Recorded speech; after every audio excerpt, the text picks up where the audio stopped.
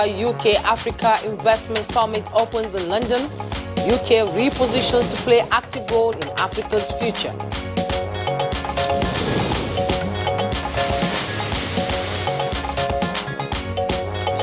Supreme Court affirms election of 4 state governors, and victorious governors welcome judgment as upholding the people's mandate.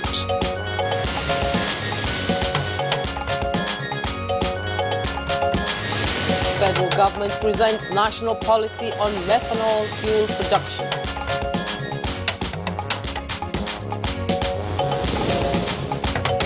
And on Good Morning Nigeria today, our focus is on persistent pipeline explosions in Lagos.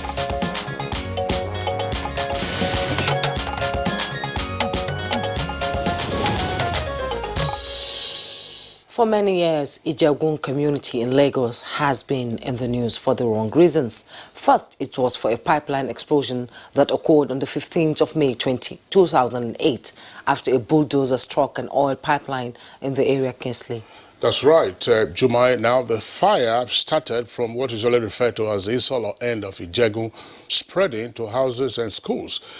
About 100 people were reported to have lost their lives in that incident, while more than 15 houses and 20 vehicles were destroyed. And later in December 2010, another pipeline explosion occurred in Idu, a few kilometers from Ijegun, killing 10 people. Now, recall also that in 2014, 10 persons lost their lives during yet another pipeline explosion in the Ijegun-Imore area. There were reports that an NNPC pipeline ruptured, spewing refined products into the creeks, killing thousands of fish, poisoning boreholes, and forcing almost 1,000 households to resort to patronizing water vendors. Now, the most recent of these explosions occurred just on Sunday around the Ekoro area of Abuja in Lagos. Now, the reports indicate that no fewer than 3 persons, others are indicating, of course, 5, were killed in that particular incident, and it was said to have been the result of the activities of vandals who allegedly ruptured an NNPC pipeline in a bid to steal fuel. Now, who is responsible for the many explosions in this area of Lagos State that has led to the loss of so many lives and property? What is being done to address the situation in these communities that make them so susceptible to pipeline explosions? These are some of the issues our panel of discussants will be profiling solutions to as we look at the persistent pipeline explosions in Lagos State. I am Jumwa Yusuf. Thanks for joining us on the program. And I'm Kingsley Osadolo. I join my colleague Jumai to also welcome you to the program, and in course of which we have our complementary segments. These include newspaper review, business, sports, and others. In the meantime, let's join Usman Aliyu for the early morning news. Good morning, Usman.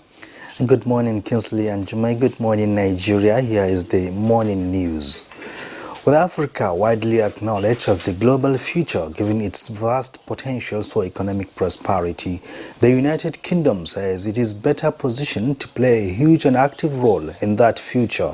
British Prime Minister Boris Johnson gave this assurance at the opening of the first ever UK-Africa Investment Summit in London. President Muhammadu Buhari led Nigeria's delegation to the summit, also attended by dozens of African and British leaders. Africa is the future, and the UK has a huge and active role to play in that future. We want to be with you side by side every step of the way. So let's seize the opportunities that are before us here today. Let's build the partnership for the future.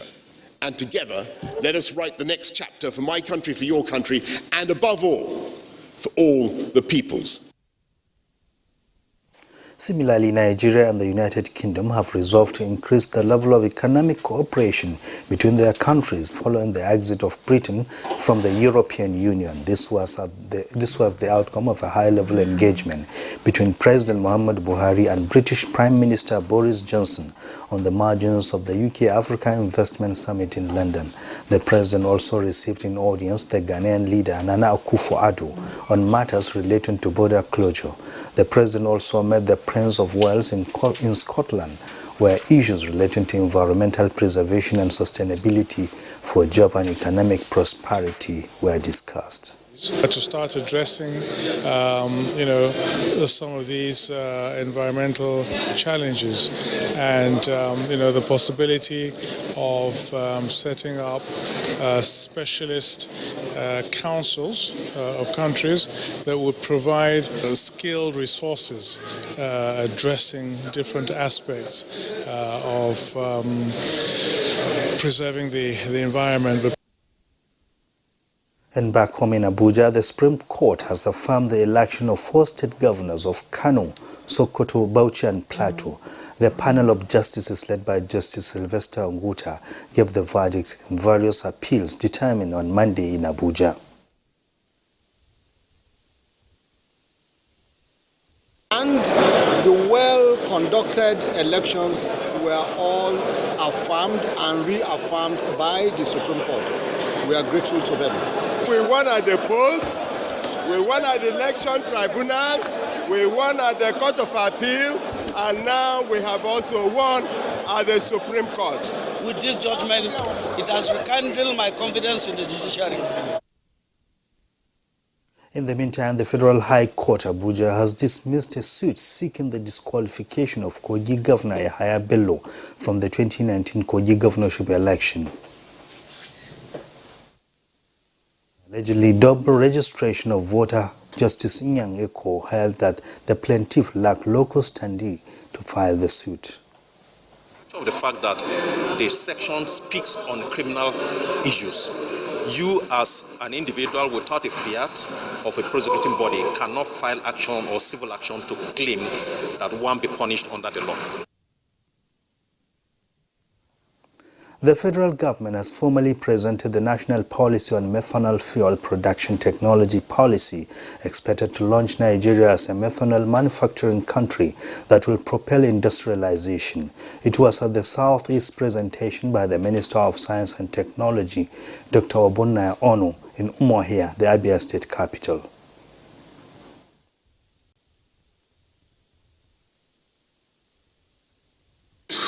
For too long, our nation allowed our economy to rely almost entirely on commodities. Initially, we relied on agricultural products, then later, petroleum products, that is, crude oil and natural gas. The House of Representatives ad hoc committee investigating MDAs on remittance to the Federation account on spent budgeted funds has commended the management of the Nigerian Television Authority for efficient record keeping on capital expenditure. This followed the submission of the authority's records of capital expenditure from 2009 to 2019.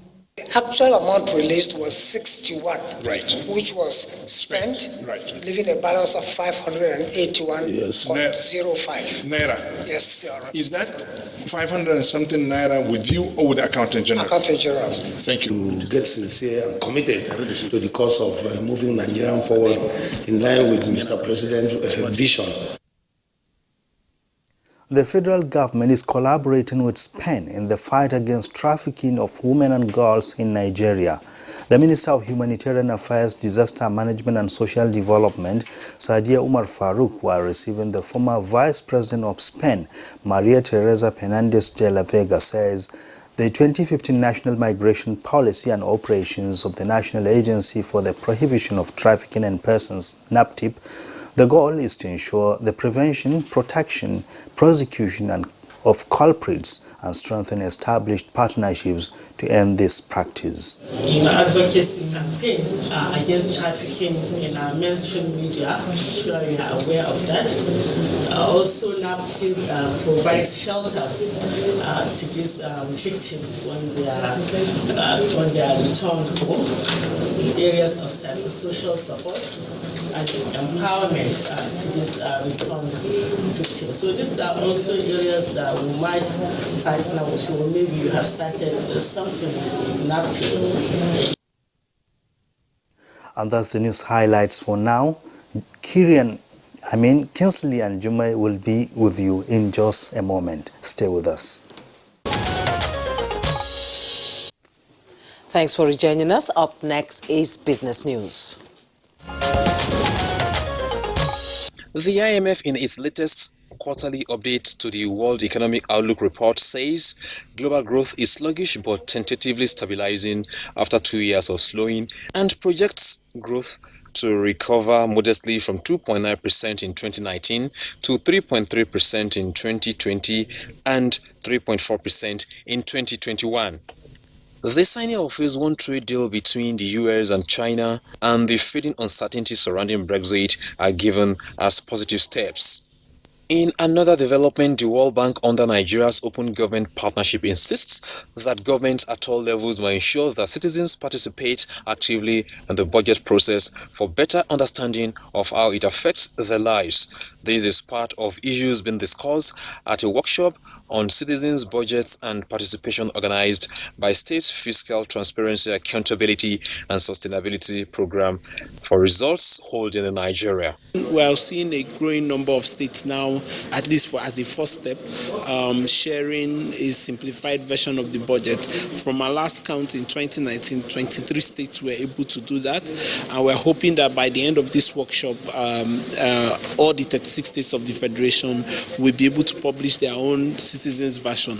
Every year, after we have harmonized our draft budget, we always call for town hall meeting where they make input, and government willingly included the input of the citizens into the budget. And next are the details of Monday's tradings on the floor of the Nigerian Stock Exchange.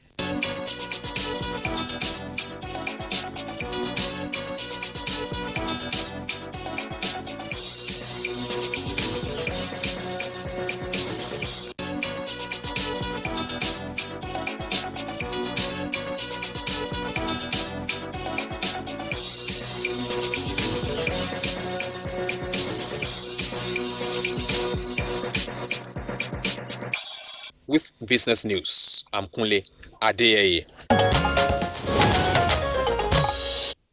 Thank you very much, Kunle Adeyeye, for the business package. Next for us is a review of some of the papers we have this morning.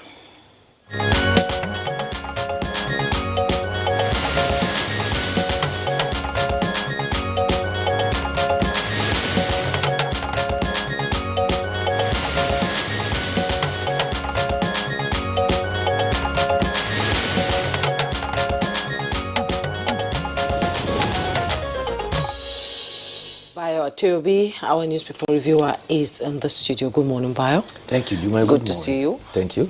Good morning, Kinsley. Right, Bayo. Good to see you. Good morning, Nigeria. Okay. So Kinsley, we'll start with the blueprint. Yes, let's take a look at the front page of the Blueprint newspaper. The lead stories, of course, in the two papers that we have so far focus on the judgments of the Supreme Court yesterday with regard to the governorship elections concerning some of the states.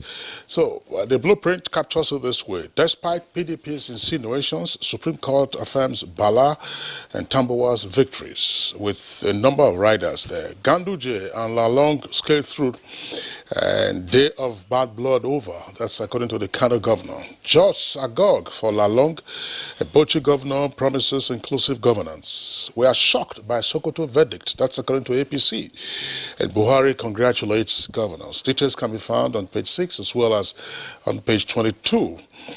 And then above that is a headline, Imo PDP vows to fight Buhari's agenda. That's page 9. And also further above that, but below the nameplate, Kaduna Highway, police nab 60 suspected kidnappers and robbers. Recover arms smuggling bike, 31 weapons, 469 ammunition, and 355 cartridges. And here, piece beside the nameplate, IMF projects 2.5% growth for Nigeria's economy in 2020. Implement pension enhancement for retirees. PENCOM directs PFAs, that's pension fund administrators. And then right at the foot of the front page, immediately below the photograph, local governments and local government development areas dissolution.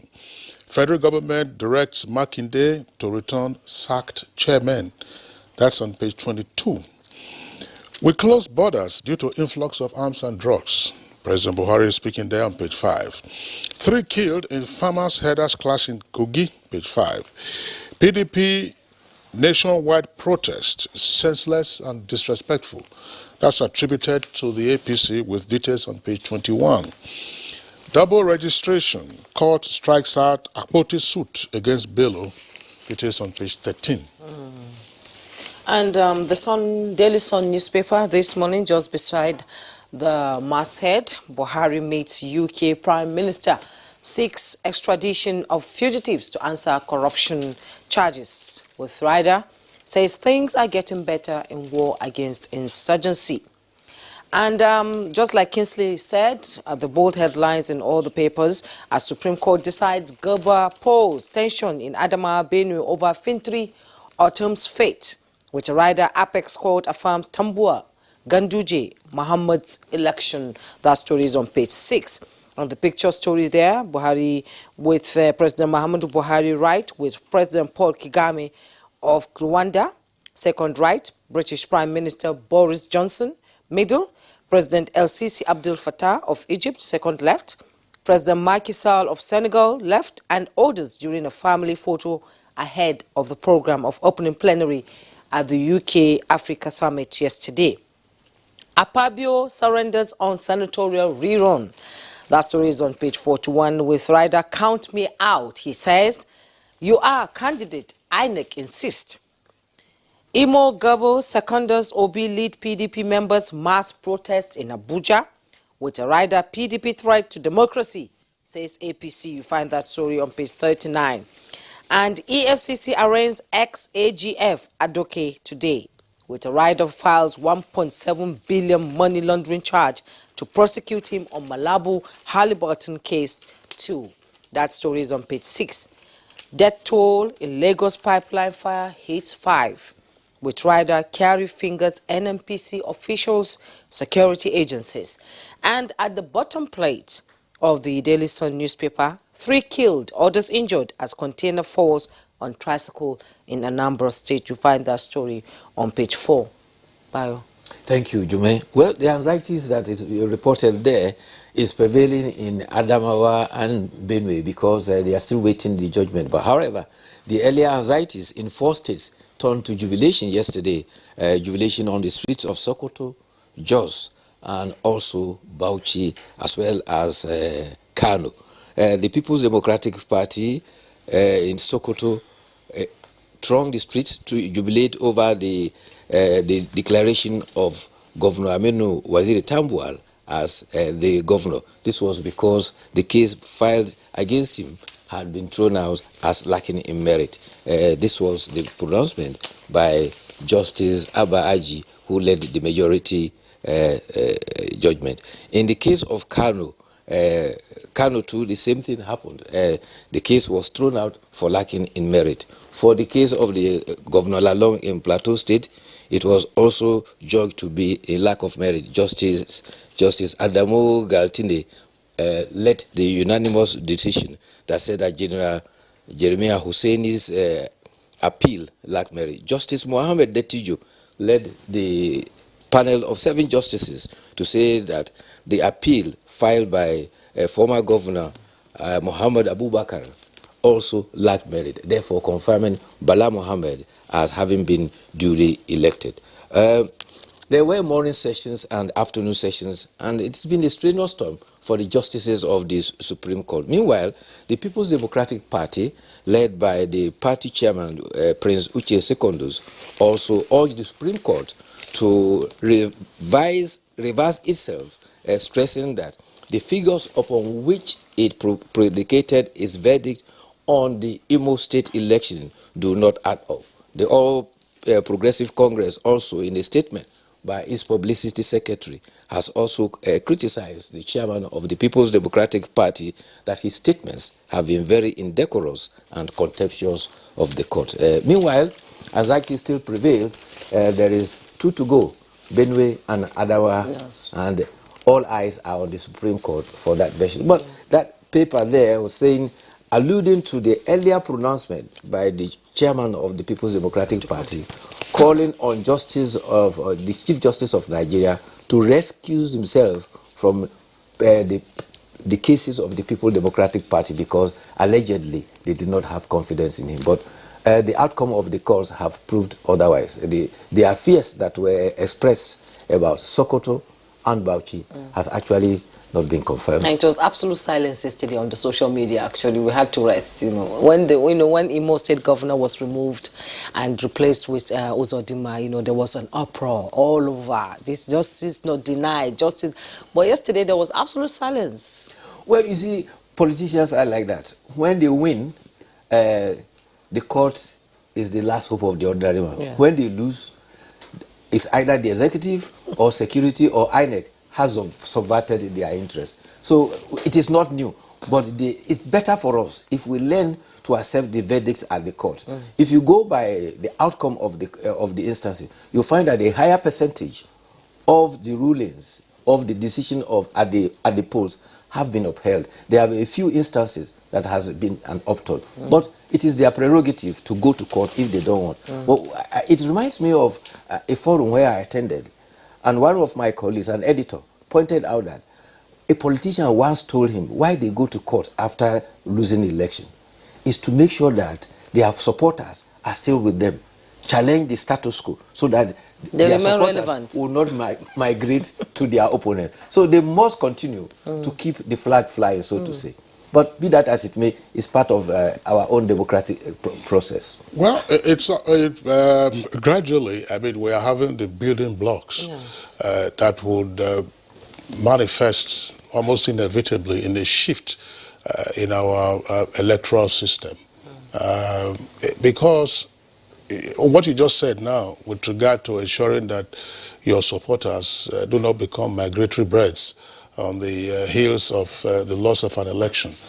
We've always talked about on this program, and indeed elsewhere, talked about the need for proportional representation. It is because the system we have now is winner take all, that is first past the post, that you have all of this. So there is no sense of belonging. I indicated, if you recall, Bayo, sometime in the past, that the first time I saw, the beauty of this was during Namibia's independence elections in 1989. They used proportional representation. That was a fight, to get power from the white minority apartheid regime that was controlling Southwest Africa, as it was then called. And there was SWAPO, which was the liberation movement, and then there was DTA. But they all got into the Constituent Assembly on account of the number of votes they got proportionally. And then you also saw that in South Africa.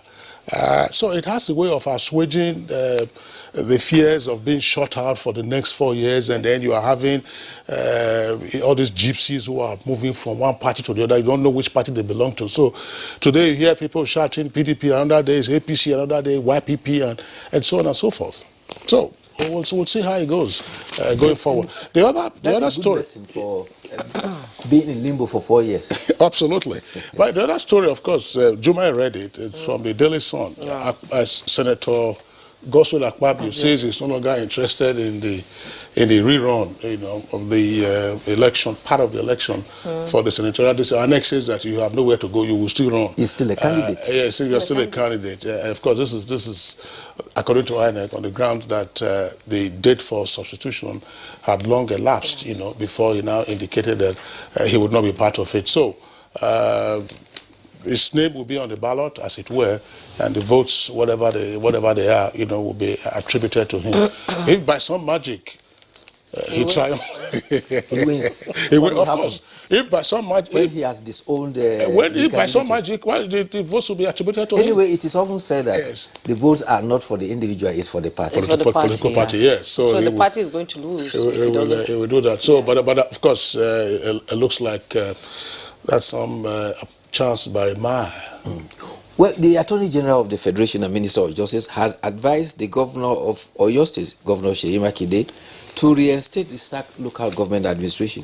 In a letter that he sent to the Attorney General of Oyo State, he predicated the decision on the decision of the Supreme Court that also relied on Section 7 of the Constitution, I think, that it is illegal for the way, and unconstitutional, the way the Oyo State government dispose of the local government administration. And it is not only a characteristic of Oyo State alone.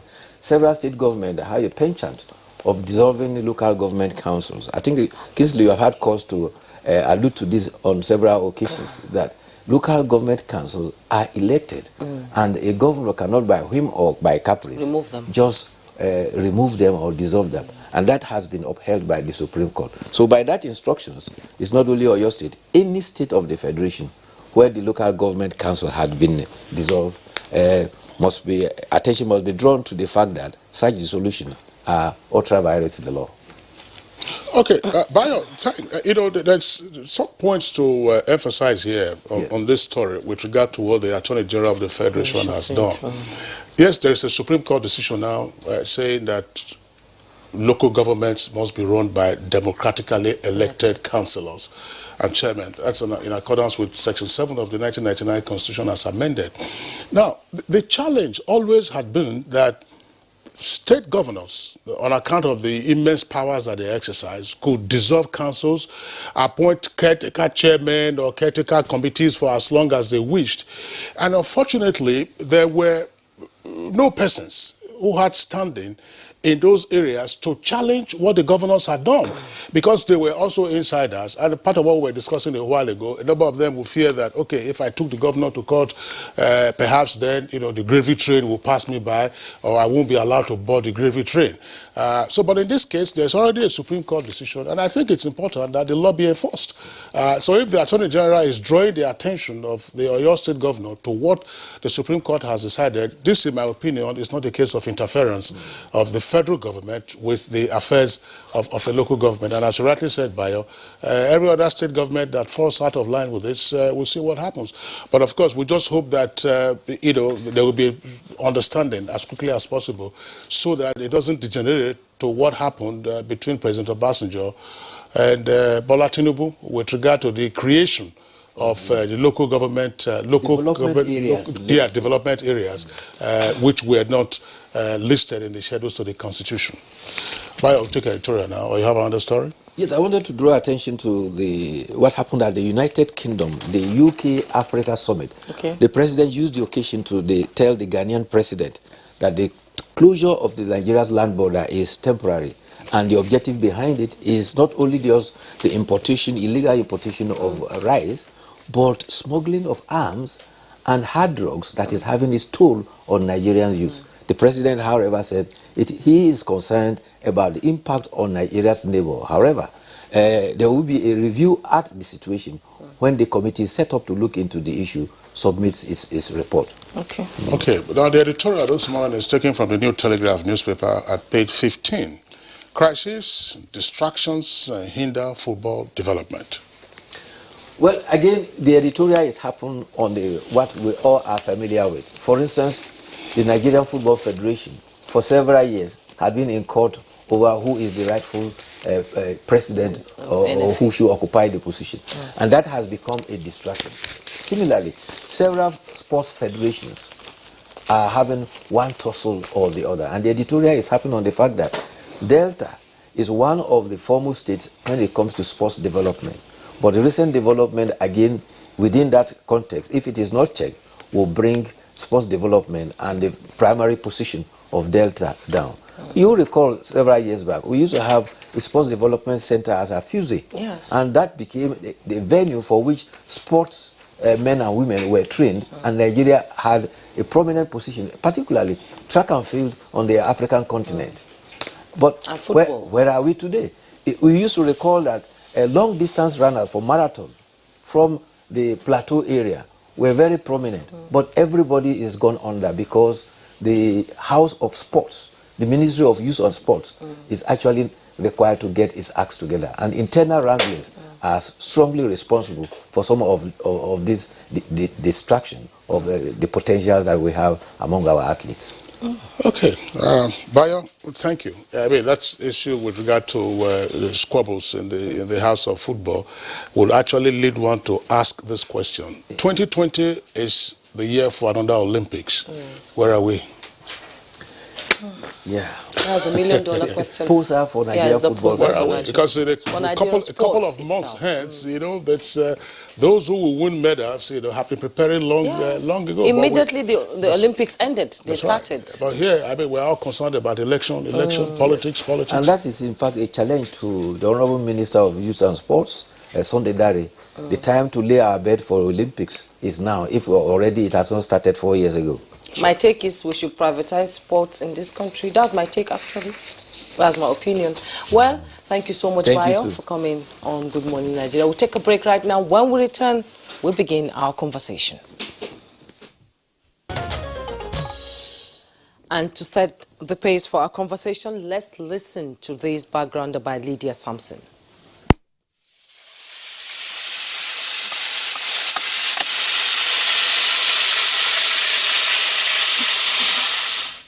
That was the scene of a pipeline vandalized by some miscreants. Critical stakeholders say the loss and danger associated with it is becoming one too many. It is not unconnected with the fact that, to some, it seemed profitable to scoop fuel and sell on the black market in their quest to make quick money. These people chose to neglect the fact that it is extremely dangerous, and most times the vandals themselves are burnt to death in the process.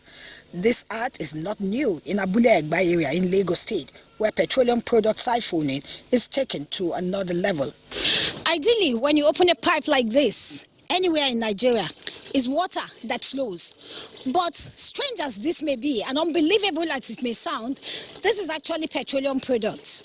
The System 2B of NNPC pipeline is critical to the supply value chain as it supplies petroleum products to Lagos, Oyo, as well as Kwara State and environs.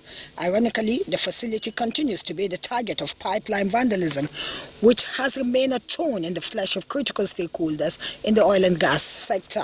Another pipeline vandalized, leading to the fire incident said to have been caused by activities of vandals at the Abuja axis, thereby sending many persons scampering for safety. The vandals were said to have ruptured the pipeline in a bid to scoop fuel when the explosion took place. The group managing director of the Nigerian National Petroleum Corporation, NNPC, Mele Kolo-Kyari, visited the scene of the Abuja pipeline explosion in Lagos for an on-the-spot assessment. Happening around this pipeline from Mosimi to Atlas, from Atlas Cove into Mosimi, all the way to Ilorin, are acts of vandals of all natures along a right of way. What they do is that they make insertions into our lines, tap petroleum product, and at the end, ends with the disaster that we have seen like this. This is happening daily. We are working with the security agencies to make sure that we reduce this to the barest minimum. We are also working with, particularly with the Nigerian Navy, the Civil Defense Corps, the Nigerian Police, and all other agencies of security, including Department of State Service, to contain this to bare minimum. What this portends is danger for all of us. If these incidents had happened under a windy condition yesterday, we would have been talking about thousands of people dying in this place. The Nigerian National Petroleum Corporation, NNPC, also lamented the rate at which pipelines are sabotaged in Nigeria, stressing that it rose from 115% in July 2019, with a record number of 228 points vandalized. How can the NNPC put a reliable pipeline product protection mechanism in place to handle situations of this nature? For now, the need to fortify surveillance around communities with clear demarcation of NNPC pipeline right-of-way, experts say, cannot be compromised. All right, thank you very much, Lydia Sampson, for that background report. Now, with us in the studios here in Abuja, and as well as our Lagos Network Center, our guests to discuss this issue in further detail. First, let's welcome the Group Managing Director of the Nigerian National Petroleum Corporation, NNPC, Madam Mele Kyari. Pleasure to have you with us. Very much. Good morning. Okay. Also here with us in the studios, I would like to welcome Rear Admiral Oladele Daji. He's a flag officer commanding Western Naval Command. Rear Admiral, pleasure to have you with us. Thank you very much, sir. Good morning. Okay. And also here with us in the studios, would like to welcome the Assistant Commandant General of the Nigerian Security and Civil Defense Corps, popularly referred to as Civil Defense, Jonathan Eyogo. Pleasure to have you with us on Good Morning Nigeria. Thank you. Good morning, sir. And from our Lagos Network Center, we have the Director General of the Lagos State Emergency Management Agency, Dr. Olufemi Osayintolu. Dr. Osayintolu, pleasure to have you with us on the program this morning.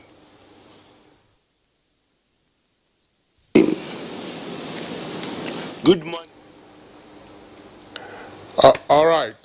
So let's begin the conversation straight away. In the background report, you heard the group managing director being reported there by our correspondent, and now he's here with us in the studios. GMD NNPC, tell us, I mean, we're having this recurrent incidents of pipeline explosions in and around Lagos, and the areas where the explosions occur would appear to be fairly localized. But why is this so? Thank you very much. Good morning, Nigeria. It's really not a recent phenomenon. Pipeline attacks on our pipelines first started as acts of vandal for sabotage. Then it gradually transited into a business.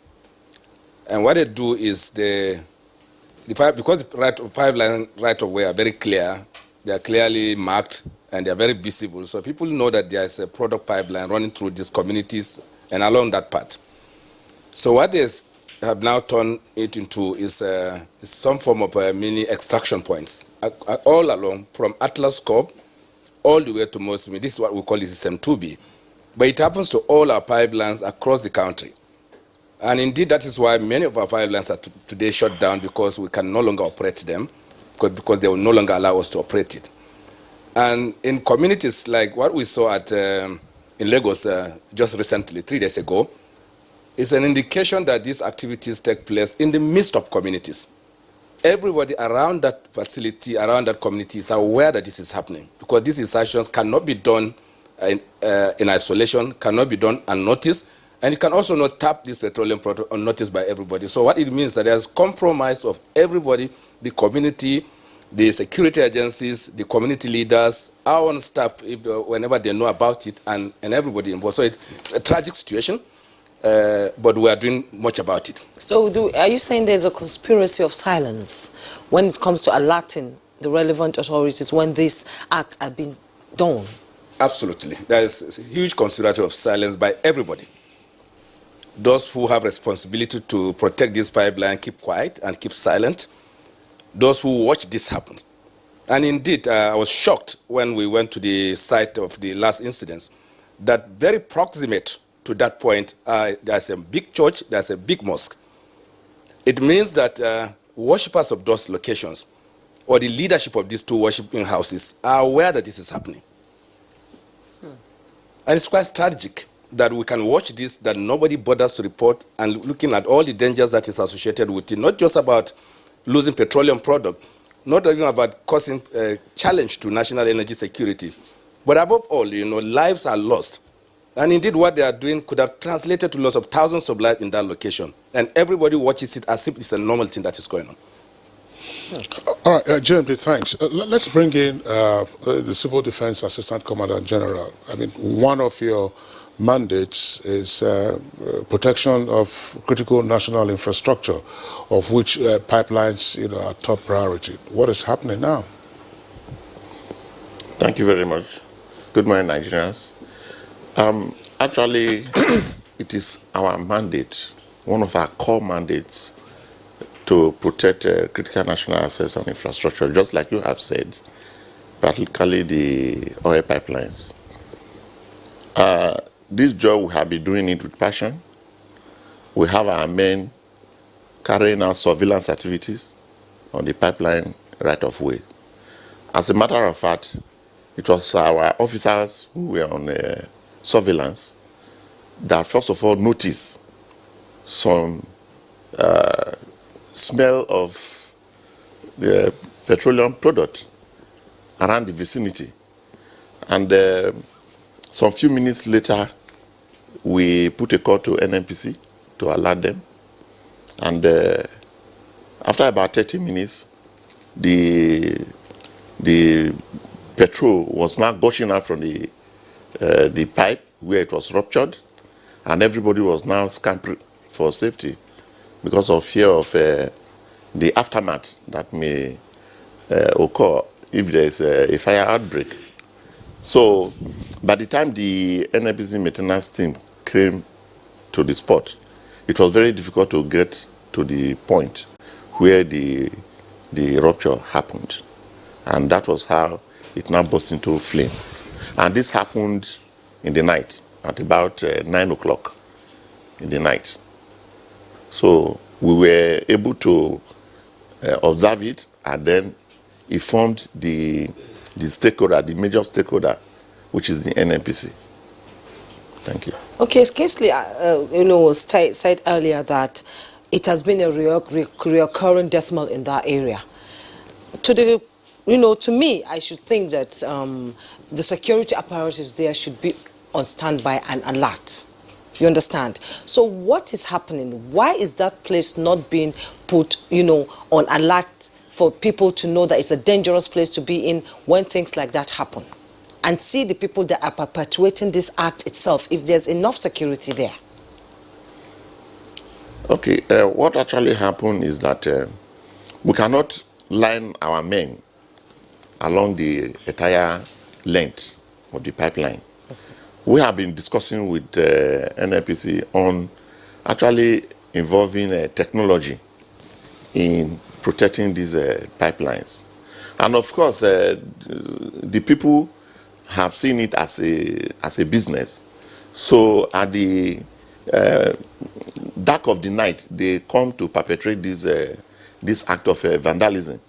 So if we are able to systematically and gradually bring in technology where the surveillance, the static surveillance, the dynamic surveillance is constant, then we'll be able to know whenever there is a breach on the pipeline of on the right of way of the pipeline. So this is still ongoing, and very soon we are sure, with the cooperation of NNPC, we're able to get to that point whereby we'll be able to monitor this particular place, which is highly vulnerable to vandalism. Okay, Assistant Commander General, we'll pause you in the meantime and then return to you in the course of the conversation. Let's bring in now Rear Admiral Adele Daji. Well, this is the area is land in the first instance, but Atlas Cove, of course, abuts the sea. So, what is the role of the Navy in ensuring the security of pipelines? Some of the pipelines under sea or underwater have sometimes been vandalized. What exactly is your role in this? Yeah, thank you very much, and good morning, Nigerians and viewers out there.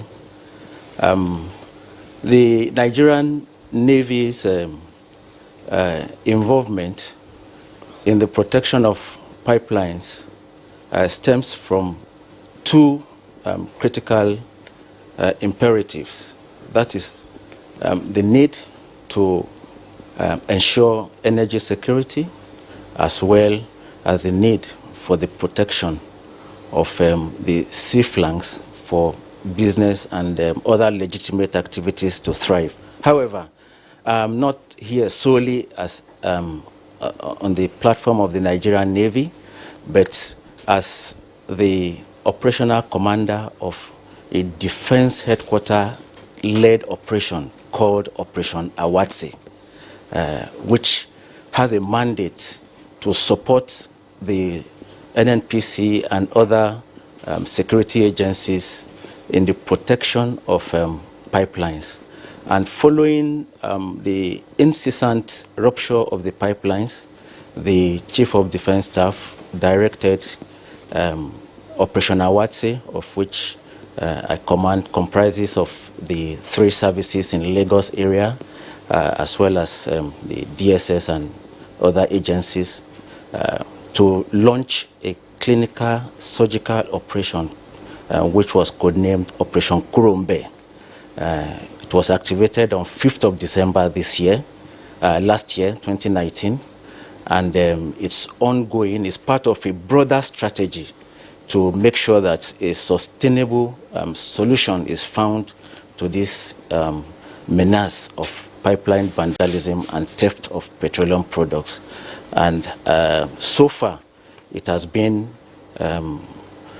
achieved remarkable success in the sense that over 300 illegal insertions that were inserted into the pipeline for siphoning were discovered and dismantled. Over also 310 dog wells, were discovered, and they are in the process of being sealed off. We've also made some arrests, and efforts are on to ensure that there is a diligent prosecution of those involved. And what is even more tragic is that most of the residents on the island are foreigners, foreign nationals from neighboring West African countries, and they take these products at will and cross the border, and that is why we have ensured that the sea flanks are constantly, patrol the choke points to ensure that we deter the illegal export of petroleum products to these countries by sea. And so far, we have recovered and destroyed about 500,000 empty jerrycans, which, if they had succeeded in filling them, would have cost the nation a whopping 1.7 billion naira so far. Some illegal structures on the pipeline were also destroyed, about 1,000 of them, shanties, where they connect pipes and build those shanties on top. And it might interest you to know there is a place there in Akaraba that serves as their spiritual headquarters, where they have shrines, they swear to oath, and we saw graves of people who dared to challenge them. They were, buried alive there. That shows the desperation, with which these vandals go. But on our part, we will continue to be focused on the mandate. We will not be distracted by those who think otherwise, and ensure that our country, and indeed that part of the pipeline, is fully secured. It's a very sad situation. Loss of lives, loss of property worth millions of naira. You've talked about Operation Awaze, which is Kata in Hausa, and then Kurumbe. What I want to know is, what is the level of synergy between you and other security operatives? Thank you very much. That is why at the beginning of the launch of Operation Kurumbe, we had what we call a coordinating conference, and every agency that was supposed to play one role or the other were present, including the NMPC staff, the immigration, because remember I told you that there were foreigners on the island that have dug themselves in for over 20 years. Every agency is carried along, and like I said, for the prosecution, the Department of State Services were gathering all the pieces of evidence, and in due course, those arrested will be charged to court. Well, Admiral, for the benefit of our viewers, what is the meaning of Operation Awaze and Kurumbe? Well, Operation Awaze in Hausa means scatter. It's a defense headquarters-led operation. That means we report directly to the defense headquarters, and it covers Lagos State and parts of Ogun State where these pipelines passes through. And when the issue of cultism and kidnapping in the creeks, reared their ugly heads about 2-3 years ago, the mandate of Awase was expanded to complement Operation Mesa to get rid of the kidnappers, the Badu boys, the Korodu area. Kurumbe, it's a code name for live there in Yoruba. Okay, well, just one other point before we go to our Lagos network. You've used the word island. Persons who are familiar with Lagos will be wondering whether it is Victoria Island that you are referring to, or some other Itaoko, where you have some prison there in the past. So which island are you referring to now? The island we are referring to is the Atlas Cove Island and the adjoining areas, that is the Takwa Bay as well as Ogogoro Island. This about 12 square kilometers in size is quite big, and the pipelines traverse these areas. And the vandals take advantage of the swampy terrain to perpetrate these criminal activities. Okay, Ray Admiral, we'll return to you in the course of the conversation. Let's go over now to Lagos, where we earlier introduced Dr. Olufemi Osayintolu, who is Director General of the Lagos State Emergency Management Agency. That's LASEMA. Doctor, I mean, the temptation would be to ask you to give us a lowdown of the casualties, how you responded, but I want to skip that question.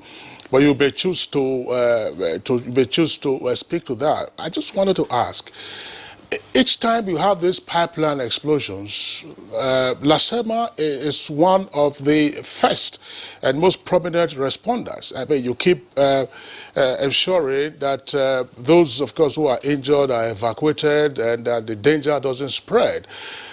Time and time again, these incidents happen. Do you have any interagency forum where you discuss to say, look, these environments that are so vulnerable, these are the vulnerability factors, and how do we mitigate those factors to ensure that our men, LASEMA men, don't keep wailing their sirens to go pick up dead bodies or to go rescue those who are gravely injured? We do, under the watch of Mr. Governor, Mr. Babajide Olushola Sanwo-Olu, we do have a sort of interagency conference or the meetings. And we do carry out a lot of sensitization and advocacy around this area. We've built a sort of early warning response team in each of our 57 local governments. We have strengthened our local emergency management committee, and you can see that we keep on improving on the way we respond to emergency, especially the pipeline vandalization. And you can see that the way people are responding to pipeline vandalization or pipeline fire disaster has different. If you look at the way they responded to it in 2006 compared to what happened at Abuja in 2020, you can see the marked difference in it. These are the reasons that the mortality, morbidity associated with all these things has greatly reduced, especially under the watch of Mr. Governor. Well, still with you, Dr. Sayintolu, thank you very much. I mean, the governor, that's why it's executive governor in the first instance. When I was talking about interagency cooperation and how to mitigate such disasters, part of what occurred to me has to do with land use. Now, there are reports, and there is evidence, by the way, of encroachment on the right-of-way of this pipeline. Some of those areas are fully built up, even on the pipelines where they siphon this fuel. So, do you have the land use committee in Lagos as part of your interagency interaction to be sure that those structures, which obviously are illegal, get cleared off? We do, and it's been championed by the commissioner of the physical planning in collaboration or in conjunction with the building controlling agency. We've already in the community, we've carried out a sort of sensitization and advocacy. We've tried to put the map of all these pipelines in conjunction with the Ministry of Petroleum and Mineral Resources in Lagos State. And however, we've informed the people that are encroaching the right way of the pipeline to leave the place, and we are enforcing it. We are enforcing it. We are working with the federal government agencies too. You talked about sensitization campaign, educating the populace on the dangers of vandalizing these pipelines. If it happens, like what happened on Saturday, what is your reaction? What happens to the victims that have been evacuated or those still, injured and in the hospital? What happens to them as an emergency response team?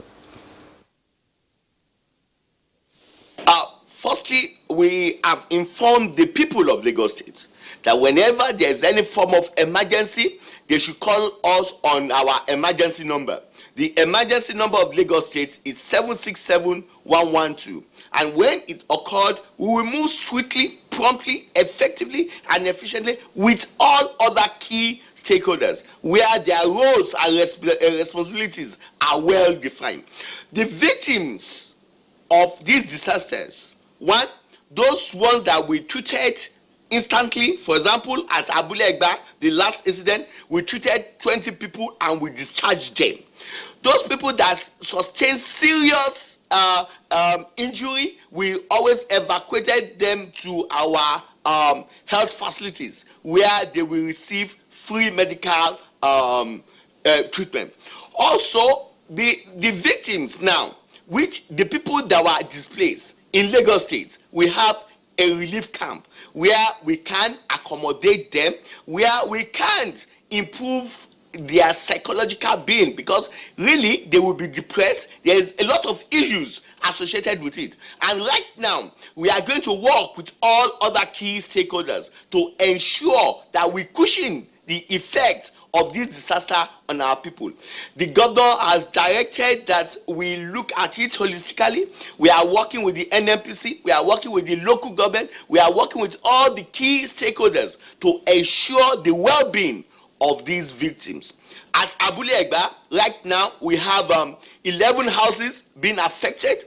We have 17 shops affected. We have 33 articulated vehicles affected. We have 3 cars affected, and we have moto mawa keke. 3 are affected, and 150 people are displaced, including children. We sympathize with the families that lost their beloved ones. We have 5 fatalities, 3 males, 1 female, and 1 young girl of about 5-year-old. So we are looking at this with all the key stakeholders to ameliorate the effects of this disaster on the people in that area. Okay, thank you very much, DJ Lasema. We'll return to you, as we say, in the course of the conversation. Let's come back now to our Abuja studios and back to the Group Managing Director of NNPC. Listening to Rear Admiral Daji and the numbers that he read out, some over 300 puncture points along your pipelines, and the immediate impression that creates is a presumption that perhaps NNPC itself doesn't care so much about its own pipelines. At the time you are having 300 rupture points, what is happening? I mean, what is the PPMC doing with regard to its own pipelines? Thank you very much. I think that's the point Rear Admiral Daji made, is that we're collaborating extensively with the security agencies to make sure that we bring this very unhealthy situation into control. As you may be aware, this pipeline traverses through swamps, creeks, and areas that you can just not access. As a matter of fact, even to security agencies, the vandals have become so sophisticated that they fight back to prevent not just NNPC from accessing the pipeline, but even officers of the security agencies, until this most recent high-profile intervention by the Chief of Defense Staff and his team, and we are very grateful for that. We are aware that there are insertions into our pipeline. We remove them on a daily basis. As you remove, they fix another one, and on a continuous basis. And everything that is happening in that locality along that right-of-way on the pipeline, they are not hidden. They are not unknown to us. We are not refusing to take any action, but we do replace them. We do plug back the insertions, and so on routine basis. So it's really, if you have 300 today, tomorrow you have 400, the next day you have 80 as you take them out. And it's a continuous thing. That is why we believe that what the Operation Awase is doing today now is sustainable. The actions that they have taken so far has degraded the acts of the bandits in a very profound way. And ultimately, we believe that this pipeline will be safe. And we're also taking some measures ourselves. We're deploying technology to the maximum possibility that we can do. We're thinking of burying these pipes deeper. Yes, it is more expensive, but ultimately it is probably much more safer and much more economical to do that. And also to sustain the ongoing high-level collaboration between us and the security agencies, and even on the ground, on the basis that we have to support these agencies to make sure that they deliver on this. We're not unaware. Like you were talking about technology, just like the Assistant Commandant General, Nigeria Civil Defense, Security and Civil Defense said, and technology, since you said that it's inaccessible at times, the security operatives will not be allowed by the pipeline vandals to get to the place where you need to do some repairs. Technology around the world now is not, it's like drones, using drones to, survey these areas and access damage to your product. Is technology in that aspect going that far to use drones maybe? Yeah, technology complements the men on the ground, and that's what it essentially does. It enables you to do two things. First of all, technology enables you to bury the pipes deeper, which is called HDD. There are many names in the industry. There are many things you can do around what you can do with the facility itself.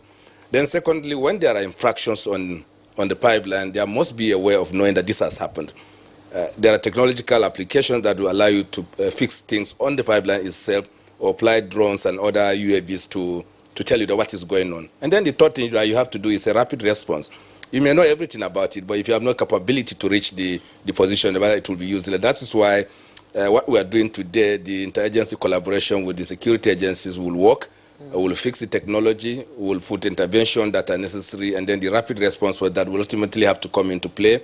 And indeed, because of the intervention that we are seeing today, we have almost have access to the pipelines today.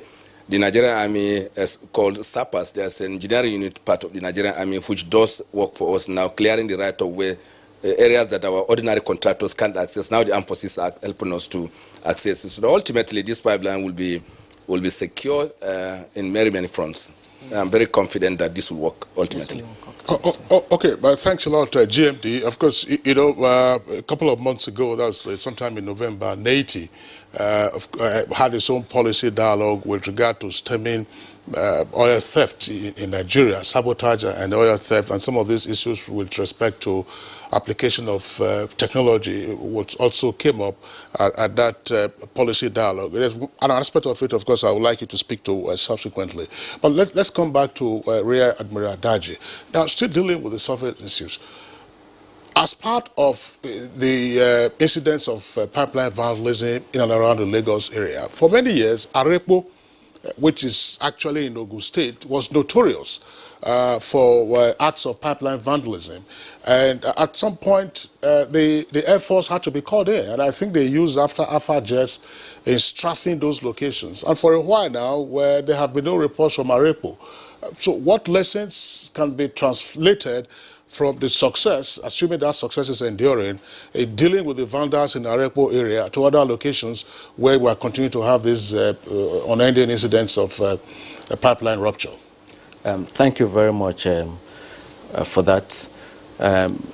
One of the major achievements of Operation Awatsi since inception in 2014 was the dislodgement of entrenched vandals around Arepo, and the interagency collaboration and cooperation, the synergy for which the operations was carried out was clinical, and there was no loss of innocent lives or destruction of property. That's a lesson that we took from there and which we're also applying in the ongoing Operation Kurumbe. So far, nobody has been harassed, nobody has died or lost limbs. And secondly, that has been enduring because immediately those vandals were dislodged, the NNPC ensured that the pipe was buried deeper and the right of way was cleared by 40 meters and 40 meters on either side to have a very clear view up to a distance of about 7 kilometers. I think these are the two major lessons that I can say we took away from the success of the operation at Arepo. Most of these vandals have money. You begin to wonder how they could, when they transport the oil, they make a lot of money like you mentioned. Are they faceless? Do we really know the people that are doing this? Are they faceless? I will tell you that they are not faceless. They live amongst us, within us, and the security agencies have since Operation Kurumbe started, have been on the trail of some of them. Some, like I said, have been arrested and they are undergoing interrogation. They are not faceless. They've not been, no prosecution so far? We just don't want to prosecute for the sake of prosecuting. We need to gather all the pieces. Like you said, they are becoming more sophisticated. We need to gather all the pieces of evidence and make sure that we have a watertight case before they are charged to court. Okay, Assistant Commandant General Jonathan Yogo, let's come back to you. Part of your mandate being the security of pipelines, one would imagine that surveillance is also part of it. But apart from your men physically being present along the route of the pipelines and carrying their long rifles, what do you have with regard to intelligence gathering? So that it is not when the pipeline has been ruptured that your men will now be calling an NPC to say, look, we have noticed this. People will plan, and then there will be movements and so on and so forth, presumably for those who are in that sector. Thank you very much. Protection of the critical national assets and infrastructure does not begin and end with carrying of weapons. Actually, we engage in surveillance and also engage the communities in terms of intelligence gathering. And with the synergy we are talking about, we have other security agencies, intelligence agencies that also give us information. And with this information, we go around arresting those we suspect to vandalize the pipelines. Not only the pipelines, all critical national assets and infrastructure, including the power lines, water lines. And we are empowered, we have the power to arrest with or without warrant, and then detain, investigate, and prosecute. This aspect of enforcement of Nigerian Security and Civil Defense Corps has not been exploited by other security agencies. Because in cases where we have done this, we have gotten conviction, even up to life imprisonment. Because if this is done, it will now serve as a deterrent to others. Because with the prosecution that we engage, it will now keep the criminals and the vandals away for a very long time. And since this is not, for now, being done in synergy with other security agencies, then the vandals will continue to be empowered to go to the pipelines. So we need the cooperation of other security agencies to give us these criminals so that we can prosecute. For example, in 2018, we secured a conviction in Bayelsa State, 2 people to life imprisonment. So we need to work more together in this area. Do we need a stricter penalty like we see in places like Saudi Arabia when people like this are caught and prosecuted? Do you need a stricter term, of analyzing the way they do things, and like prison and other things I won't want to mention here? Actually, we use the Miscellaneous Offences Act, which has recommended very strict conviction terms. For example, if you are a vendor of oil pipeline, there's no option of fine. It's life imprisonment. So I don't know what could be stricter than that. And for vendors of equipment and other things, it's a minimum of 14 years imprisonment. And this is what we do by taking them to the Federal High Court. We don't take them to lower courts like the High Court or Magistrate Courts. So we are using this opportunity to tell the other agencies like the military that whenever they, in collaboration, whenever these vandals are arrested, they should be handed over to us so that we can do due diligence and prosecute them appropriately. Because deterrence is the key. Because if people know, if these criminals know that when they are caught, they will be kept away for a very long time, in fact, for a lifetime. The incidence of vandalism will reduce drastically. I was just wondering, Assistant Commandant General of the Civil Defense Corps, at the Native Policy Dialogue to which I referred to earlier, this same issue of interagency cooperation and collaboration also came up. And Rear Admiral Daji, you're also here.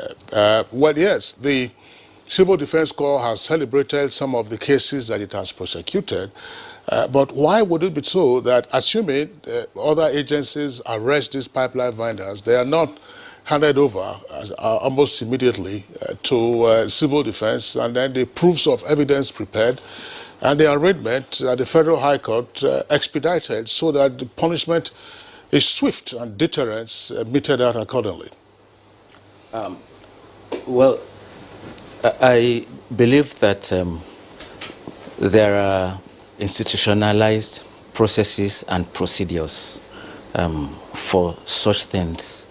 For instance, the Nigerian Navy, in collaboration with other stakeholders, agreed and came up with a document called the Harmonized Standard Operating Procedures for Arrest, Detention and Prosecution of Persons. And the powers and the duties of every agency is quite explicitly spelled out in that document. We've operated it now for about 3.5 years. Yes, it's still being fine-tuned as we go along the way, but I believe that if other agencies have not been doing that, I know that the Nigerian Navy has been very consistent in handing over appropriately, and they are documented in the media. Also, Operation Awatse, which is a joint operations led by DHQ, have been handing over suspects to prosecuting agencies. Okay, thank you very much. I'm now coming back to the GMD, NNPC, Mele Kyari.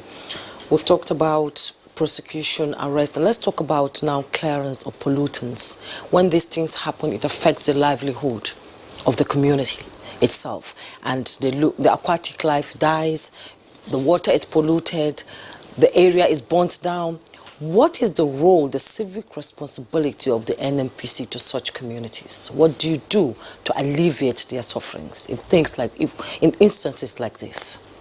Thank you very much. When incidents of spill happens, it can happen in two ways. One can be operational situation where the pipeline, because of age and excessive pressure, it can rupture without the acts of vandals. This happens both on our product lines and on our crude oil lines across our assets.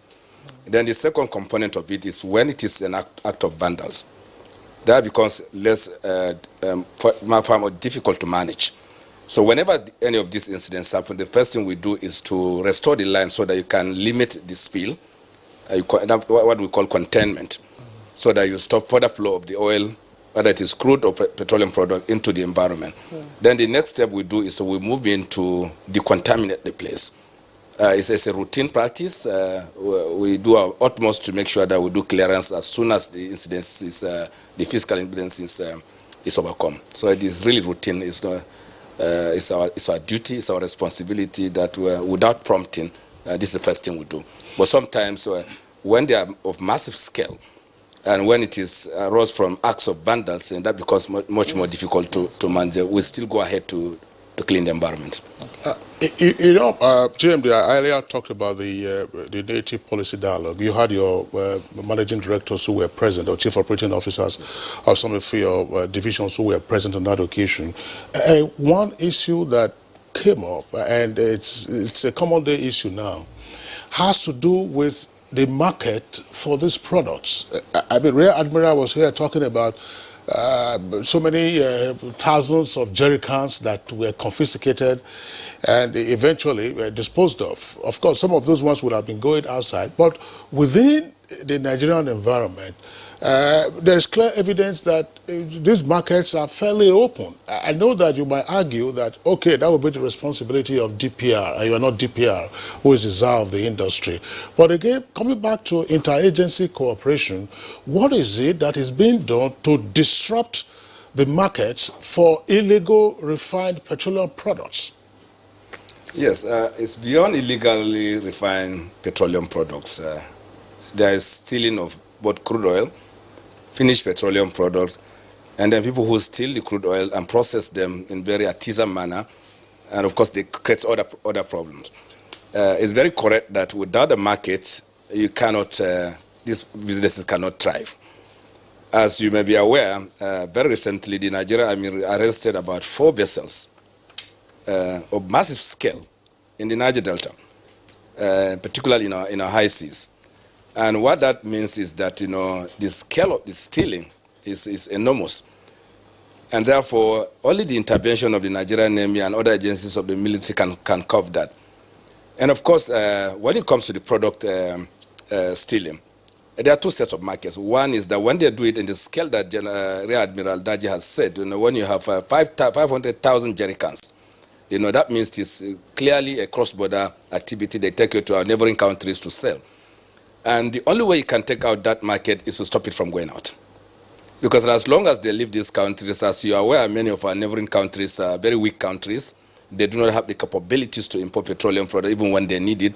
And therefore, for them, this is legitimate source of supply. And the only thing where we can stop this is to stop the activity in the first place. Can it be stopped? It can be minimized. Okay. Because there's huge arbitrage that occurs, and there's also a necessity which we have to face, because some of these countries around us are landlocked. They have no means of securing this petroleum product, and their governments, particularly on some occasions, they don't even have the capability to import. And therefore, to them, except we create a legal corridor for them, that the acts of cross-border smugglers will seem like legitimate business for them. And therefore, to completely eliminate it is you have to look at the dynamics of having a relationship with them to make sure that we are able to supply petroleum product on market basis. Okay. And that may cover it. Otherwise, you can only minimize it. You can only do the best that you can, because as you are aware, we have over 4,000 kilometers of land borders that cannot be completely manned. In some locations, we know that vehicles can actually move without roads. And therefore, controlling this with all the best of efforts of our security agencies can be a very Herculean task. So is there a move to, sort of synergize with the neighboring countries to ensure that it is legitimized, this oil that is taken from our country, so that we don't lose so much money to them? Yes, this may be the next legitimate step that we have to take. Okay. I was just wondering, let's quickly go back to Dr. Olufemi Osaintolu, DG of LASEMA in our Lagos Network Center. Dr. Osaintolu, you were talking about sensitization of the communities in and around these pipelines, particularly the vulnerable locations, Abule Egba, Ijegun, and others. Now, GMD and NPC has indicated, for instance, that in the latest incident, you have a nearby church, you have a nearby mosque. What is the level of interaction and therefore sensitization among, say, traditional rulers in those localities, plus faith leaders? Well, in our committee, the local emergency management committee, we have members of these religions as a member of the local emergency management committee. We have the Muslim leader, we have the pastor in that committee. Not only that, in our early warning unit across the 57 local governments, we have all these religion leaders in there. And one thing that we need to note that in Lagos State, we normally have what we call peace committee in all the local government that normally comes up around between Tuesday and Wednesday. And the unique thing about Lagos State is that we have emergency number which could be used as early warning number 2, which is 112 or 767, when you call us, when you notice anything in that your environment, it is not only for response alone, we can use it for a preventive procedure. You can call us on our 112 or 767, and it goes straight to our command control center, where we have all the key stakeholders that are important to manage, to prevent any form of emergency in Lagos State, where we have the civil defense, we have the police, we have the fire, we have the ambulance services, we have the LASEMA. All of us are together in that command control. But the beauty thing that we need to note at this Abuja incident, that the office of the civil defense is not far from that point where the incident occurred. So we need to note that, and we need to review that holistically. Okay, well, thank you very much. We'll get back to you on that and other issues, but right now we need to take a break. Tweets have been coming in. Nigerians want to contribute to this conversation. We'll be right back. Don't go away. Welcome and thanks for joining us. Before we continue our conversation now, let's take the tweets that just came in. We have lots of them. And we begin with Law Alpha C. He says, pipeline explosion in Lagos State have become a reoccurring decimal, laying credence to the fact that a cartel involving even the security officials and some mischievous people are into it. There is no justification for pipeline vandalism across the Federation, which gives rise to explosion in view of attendant human losses and sabotage of government properties. Jerry Jack Solomon, aside the immediate destruction of life and property as adverse effects of pipeline explosions, the runoff and sedimentation of the pollutant in freshwater systems severely would degrade water quality, affect fish and other aquatic habitats, thus lowering food web productivity. It continues here. Yeah, well, that is a bit long, so I just discard the... Our first is Akimboewa tweets, most times it's greed and ignorance that leads to pipeline explosion. Government must protect the pipelines and educate the people living around the pipelines. In fact, residents should be kept far away from the pipelines. Obiago Ifeanyi, government should adopt citizen ownership of infrastructure. Citizens aged 55 years and above should be made to sign bonds to report vandals in their areas, or else they will be held liable and prosecuted if any vandalism occurs. How do you enforce that? If I go to work in the morning and I come back in the evening, why do you want me to sign a bond? Yes. There's a presumption of me being a criminal or an accessory. You see, and Titus Monday Knock tweets, it's time government started looking at the right ways of some of these pipelines to minimize casualties or disaster when they do occur. Most of the engulfed buildings were close to the pipeline in question. Fraudulent government officials allow structures built on right-of-ways. Mike Ayankwo, now this is a crime, too many, and it's now time for a state of emergency to be declared to save life and property. No matter the reason necessitating oil pipeline vandalism that causes explosion, it is despicable. Now, we strongly suggest that paramount rulers of towns or villages and their subjects engaged in pipeline vandalism be dethroned with immediate effect. A severe penalty should also await oil vandals. So what is calling for here? That's what we're talking about, stricter measures. Yes, and dethrone the traditional ruler of the But Damasi Haruna Adamu tweets, it's a two-way thing. First, from the people who fail to embrace positive values, and secondly, the government for lack of proper security on the pipeline areas. Now, Chris Simeon, there can't be smoke without fire. Persistent pipeline explosions in Lagos and its environs caused by oil thieves. Government should do the needful to curb the menace. And Steve Bond 007 said, unconfirmed reports say the smell was obvious for hours before the blast, but no action was taken. There should be motion sensors on pipelines to detect interference of infrastructure and easy access for firemen.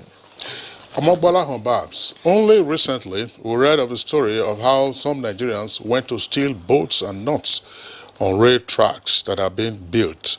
People are just heartless. We shout government doesn't provide infrastructure, yet we sabotage efforts being made to change the narrative. The federal government should do more in securing pipelines. And Daily Jack Solomon tweets, pipeline vandals in Nigeria is encouraged by one or more cases of faulty and exposed pipeline, deficient pipeline monitoring system, sabotage and readily available markets for siphoned oil, making the need for more application of remote sensoring and GIS techniques to monitor pipelines is very imperative, and the need for reinforcement of the right-of-way laws on pipelines in Nigeria is absolutely necessary. Abubakar Muhammad, what Mr. Kyari said is true, but government has to take more serious action with regard to pipeline problems in the country in order to secure life and property. King Solo tweets, the best way to prevent pipeline vandalism is to recruit host community youths. That's HOSCOM to protect and secure these assets.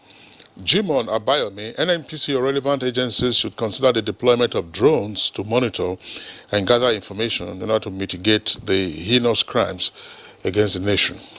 And Mospe tweets, at Ikotun side, Omole and Onile, to be precise, vandals have been arrested on several occasions and nothing came out of it. There was a case about a year ago, the Ejibo tank driver chairman who wanted to follow, is a long tweet there. What he said, you see the same people you are to report to participate in the crime, then you lose hope.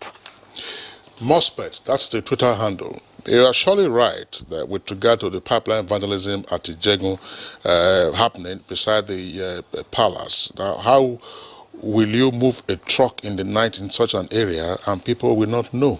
The security people are not honest too. They all work together. That's what talking about the conspiracy of silence. And Akiju Olagbaju tweets, we need to review the old pipeline acts to make them enforceable. It is only in this part of the world that people encroach on the pipeline's right of way and subject to all kinds of activities, building, farming, and of recent vandalization. It is like committing suicide. Utulo Sunday. Now, this is negligence on the part of the host community and the security agencies. If you see something, say something. Let security begin with us. Exactly. Let's sympathize with the victims. Yes. All right, so those are the tweets that we can accommodate in the meantime. But I just want to come back again to the GMD NNPC. Yeah, and partly, Nigerians will complain about the many tankers that are on our roads, and they also have their own crisis, congesting Apapa. Some of the tankers with refined petroleum products often going up in flames because they are overloaded or the tankers themselves are weak. And this is because virtually all tankers in different parts of the country have to come to a point around the coastal areas to get their fuel and then go back. Tell us something. I mean, you couldn't possibly have these ruptures of your pipelines at different points, hundreds of them, as you are fixing another one is going. What impact does this have on the integrity of your operations with regard to, one, the operation of the pipelines, and two, the resuscitation of your depots? Because you used to have depots around the country, and there was a point that you were trying to get them back on again, but the depots cannot be sucking in if there are no products in the pipelines. Yes, thank you very much. Very good point. Our depot structure is designed in such a way that no truck will move for more than 200 kilometers before getting to the fueling station of discharge. That's why we have 27 fuel depots across the country linked by pipelines. And that's why the problem is. We are unable to transport fuel by pipeline. Let me take them by segment. As you are aware, we are talking about the Atlas Cove all the way to Ilorin. Of course, it's a challenge. We are doing everything to fix it, take away the bundles, to have continuous operation of that pipeline. That will enable the sustenance of supply to the western part of the country, all the way to Ilorin. Then you have the pipeline that moves from Wari into Bini, all the way to Suleja and into Kaduna and further. Then you have another pipeline network that leaves from Port Harcourt into Aba, Enugu, all the way to Makodi, and then to Yola. Now, when the beginning is challenge, for instance, when we tried to pump fuel from Aba into Enugu, we lost 70% of the product on that line. Why? Steps. It's very simple. Insertions, and there's not a single spill. That means, just like you have seen around the Ijegun area all the way to the last point of incident that we have, it means that these insertions are done so professionally into homes, into fuel stations, that you can see these losses taking place without anybody reporting it, without seeing any spill. The same way, when we pump product from Port Harcourt to Aba, we don't lose as much as we do between Enugu and Aba, but we still lose at least 20 to 30% of the product that goes into that line. And then, of course, from Warri into Bini, we stopped operating that for over 10 years because it became impossible to operate that line. Completely impossible. I'm sure you remember all the incidents that happened along that line. That's why, at the best of effort, even when we fix the line and you start pumping product, you lose it. And therefore, they have practically demobilized the fuel depots across the country. And we are doing interventions to make sure that these pipelines are better secure, which is the work that we are doing today, to bury them deeper where we have to deploy technology when it is necessary and where it is necessary. And ultimately, we will now bring back the fuel depots into operation. Then they can see the pressure on the roads by having about 30 to 35,000 trucks operating in this country to go down. And the collateral effect is that when you have 30,000, 35,000 trucks on your road every day, that no matter what you do about road repairs, that they will come down, because some of these trucks actually carry up to 60,000 to 70,000 liters of petrol, far beyond any average that you can think of anywhere in the world. And therefore, the roads will go down with it. And of course, the cost of maintenance of the roads, collaterally also goes up. So we know that it is in overall national interest to make sure that these depots work. And that's why we need to get work done between us and security agencies, between the infrastructure agencies, to make sure that we bring back these depots. Once we do that, it minimizes the congestion in Lagos and in other parts of the coastal depot areas that we have today. Today, probably 100% of the products are supplied from the coastal depots. And that means these trucks have to move away from this quarter to the remotest part of this country. And it's a huge challenge. And it causes its own problem, accidents, safety issues, issues of, very recently now, even armed robbers now stopping trucks to take the product from them to fuel station. This is a new thing that is happening now. So I don't understand. Armed robbers stop them, take the fuel and take it to fuel stations and sell it? Absolutely. It has started last month. We have seen at least 40 cases now. Well, that's a new dimension. I just wondering, Juma, and of course our guests and our viewers, the GMD was talking about the collateral damage. I will cite just one example, and I'm sure in your locality you can cite several other examples.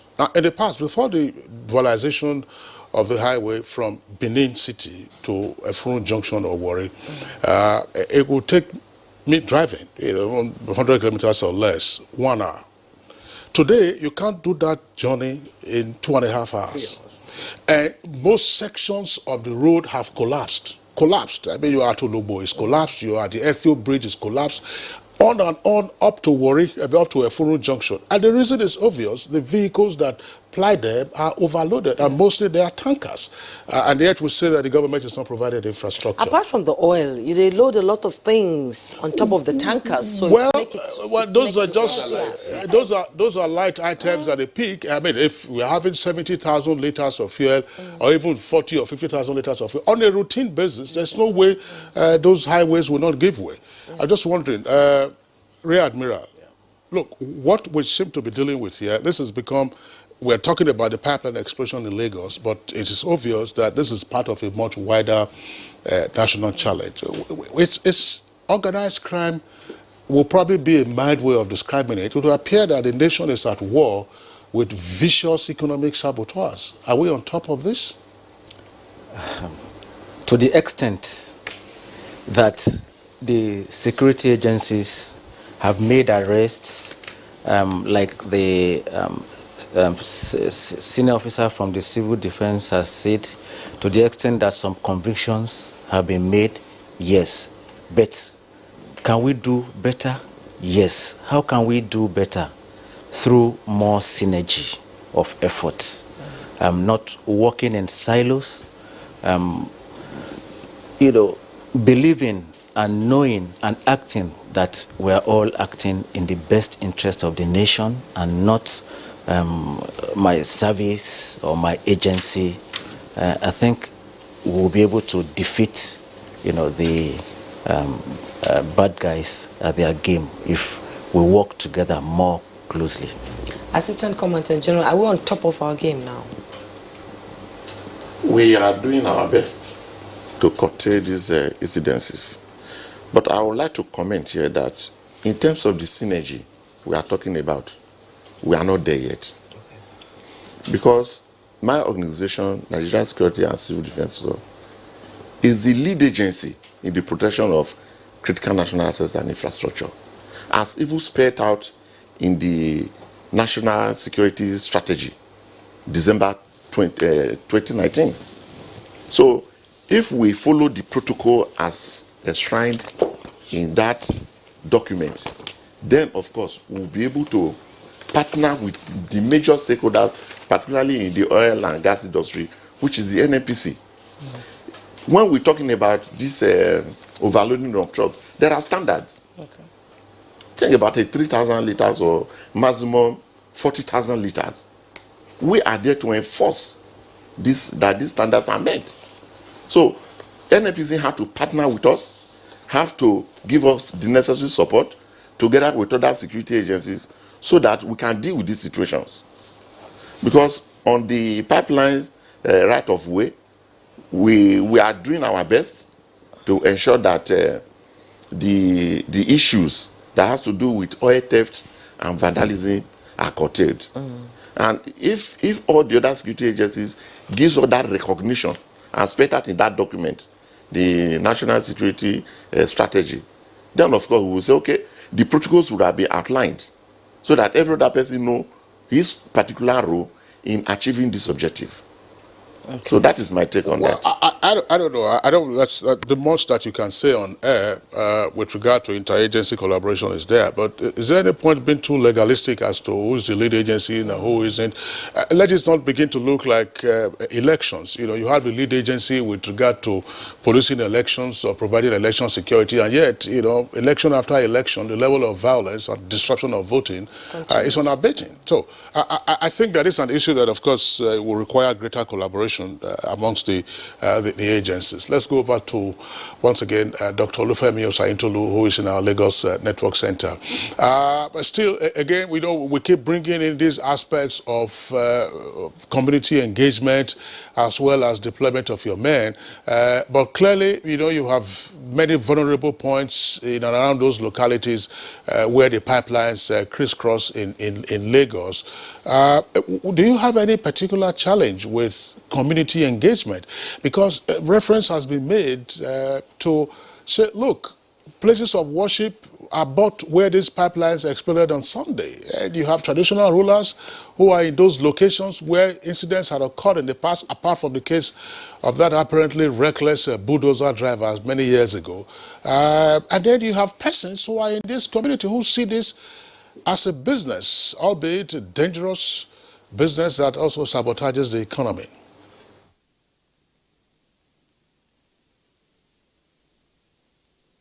That kind of challenges under the watch of Mr. Governor, Mr. Babajide Olushola Sanwo-Olu. We've moved to the grassroots, and we are building the resilience from the grassroots. With as I said earlier, we have our local emergency, we have the early warning unit. We normally have meetings every week, but I keep on emphasizing that at that Abule-Egba, the office of the civil defense is not far from that place. It is few meters from that place. However, it is pertinent to note that all hands are on deck in Lagos State under the watch of Mr. Governor.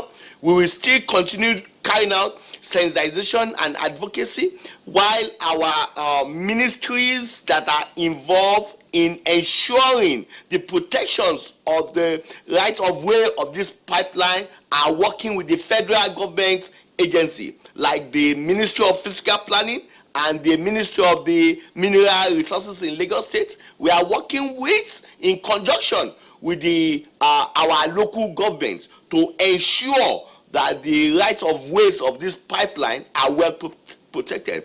And we need to emphasize that in Lagos State, we have emergency number that people could call us on. Our number is 112767. It is not only for response to any form of emergency, it's more of preventive aspect. If you notice something strange, if you notice anything in your environment, you can call us on that number, and that number is being managed by all the key stakeholders that are important in planning, prevention, and in response to emergency. And in Lagos State today, you will discover that we have shifted from responsive acts to emergency. We are now moving more into the preventive aspects of managing emergency. We are not only carrying out sensitization or advocacy, we are carrying out building capacity under the watch of Mr. Governor, and we've had a lot of sophisticated equipment all over the state. We have a CCTV being used, we have drones, we have a world-class command control center. So what we are saying and what we are emphasizing in Lagos State, that in as much that the state is doing the needful, putting a lot of things in place, our people need to change their orientation. Our people need to key into the vision, mission, and agenda of Mr. Governor, which is the safety of life and properties. Okay, thank you so much. Thank you very much. Back here in the studio, one last question. MD, GMD, NNPC, Melekari. It's like a chess game. You take a move, they take a move. What is the way forward? Yes. Briefly, as we round up. Thank you very much. We are having a very syndicated approach to this challenge now. There are many fronts to it. First, the security agency part of it, which we are getting the optimum support and cooperation of the entire security network, spearheaded by the Chief of Defense Staff, and it's working. And then another level is that the National Assembly has stepped into this. And there's a committee now, an ad hoc committee going on to see how can they assist us to cover this menace of vandals and of that of crude oil theft. And then the other level is the Honorable Minister of State for Petroleum Resources, Chief Timothy Silva, has also taken another initiative to engage stakeholders, to bring everybody on the table to make sure that we're able to arrest this. And above all, Mr. President himself has personally taken this as a matter of national urgency, as an intervention that must take place so that we can, first of all, guarantee energy security, so that resources don't end up in the hands of the wrong people, and ultimately that we can contain some of the collateral damages that we see. And in that light, there are a number of interventions that are going. I will not speak about it on this platform, but I know that in the shortest frame of time, this thing will crystallize, and I believe that will come to a minimum situation. Okay, thank you so much. Thank you so much for your input. Group Managing Director of the Nigerian National Petroleum Corporation, Mele Kolo Kyari. It's been a pleasure having you on the program. Assistant Commandant General, Nigerian Security and Civil Defense Corps, Jonathan Yogo, an engineer by training. It's been a pleasure having you on the program. And Rear Admiral Oladele Bamidele Daji, Flag Officer Commanding Western Naval Command. Thank you so much for coming. Thank you. And in our Lagos Network Center, Dr. Olufemi Osayi Tolu, it's been a pleasure having you on the program. Thank you so much. On the program. Thank you.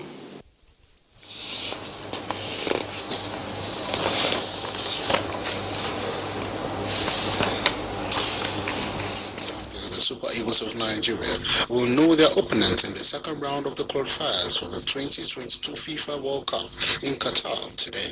The draw ceremony will take place in Carlton Hotel in Cairo, Egypt. The 14 winners from the first round will join Africa's top-ranked 26 sides in the draw. The Super Eagles were among the lot drawn by in the first round. The 40 teams will then be split into 10 groups of 4 for the second qualifying round. The 10 winners of those groups will then be drawn against each other in home and away fixtures, with the 5 victors advancing to Qatar 2022. The Super Eagles have been placed in Pot 1 along the continent's heavyweights like Senegal, Tunisia, Algeria, Egypt, Ghana, Cameroon, and Morocco. General's charges have qualified for the last 3 editions of the FIFA World Cup in South Africa, Brazil, and Russia. And in tennis, six-time Australian Open champion Roger Federer reached his second round at Melbourne Park with comfortable straight sets win over Steve Johnson. The Swiss 38 beat the American 6-3, 6-2, 6-2 on Rod Laver Arena. The third seed was playing his first competitive match since the ATP Finals in November, but needed just 1 hour 21 minutes to progress. 3 sets to 6-3, 6-2, 6-2. Easy breezy. In other news, defending champion Novak Djokovic dropped his first set in the opening round of the Australian Open since 2006 before grinding down Jean-Leonard Struff to keep his quest for a record 8th title on track. The 16-time major winner finally got the job done 7-6, 6-2, 2-6, 6-1 on Rod Laver Arena for his 900th career win to make the second round at Melbourne Park for a 14th consecutive year. Very proud of all the achievements, but at the same time, try to remind myself how grateful I have to be, still playing on a very high level. Here we are, 20 years, 25 years later, and, I can't take things for granted, I'm just trying to enjoy every moment. All right, thank you very much there for the sports stories. Let's go over now to the foreign scene. New virus cases in China spreads to Beijing and Shanghai as the number of people infected tripled over the weekend. Reports say there are now more than 200 cases, mostly in Wuhan, though the respiratory illness has also been detected in Beijing, Shanghai and Shenzhen. 3 people have died in China, while Japan, Thailand and South Korea have reported cases. And from the Gambian comes the report that the government has publicly addressed surging calls for former President Yahya Jammeh to return from exile in Equatorial Guinea. Minister of Justice Abubakar Tambadou said the former president will be arrested and charged with crimes committed during his over 2 decades in charge. While from the United Kingdom is the report that Britain is positioning itself to be the investment partner of choice for Africa, holding a summit with leaders of 21 African countries days before it leaves the European Union. Britain's Prime Minister Boris Johnson, who secured the country's January 31st departure from the EU trading bloc, is determined to enter into new agreements with other countries. And on entertainment news, Burna Boy makes Michelle Obama's walkout playlist for 2020. Let's join our arts and entertainment desk for more details.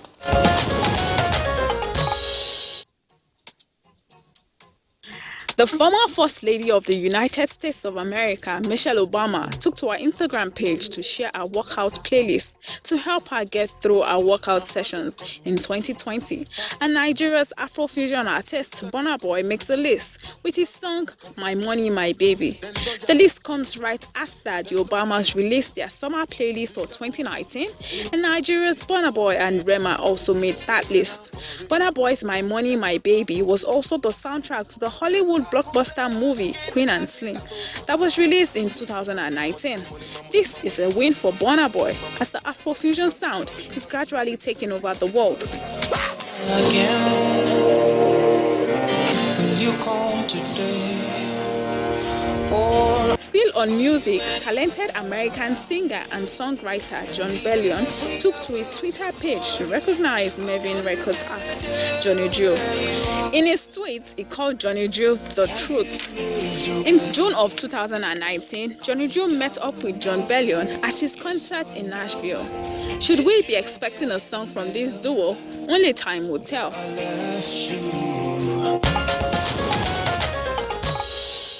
That's Good Morning Nigeria. Thanks so much for watching. I am Juma Yusuf. And I'm Kingsley Osadolo. The program returns tomorrow, same time, 7 o'clock in the morning. Until then, do enjoy your rest.